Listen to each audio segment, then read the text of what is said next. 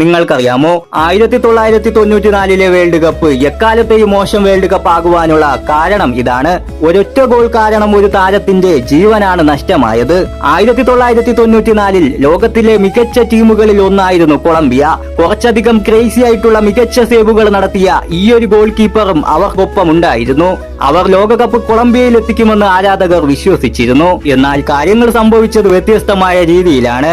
USA-യുമായിട്ടുള്ള മത്സരത്തിൽ വിജയിക്കുവാൻ സാധിച്ചില്ലെങ്കിൽ കൊളംബിയ ലോകകപ്പിൽ നിന്ന് പുറത്താകുമായിരുന്നു.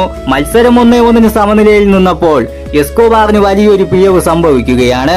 എസ്കോബാർ കൺസീഡ് ചെയ്ത ഓൺ ഗോൾ USA-ക്ക് ലീഡ് സമ്മാനിക്കുകയും അങ്ങനെ കൊളംബിയ ടൂർണമെന്റിൽ നിന്ന് പുറത്താവുകയുമാണ്.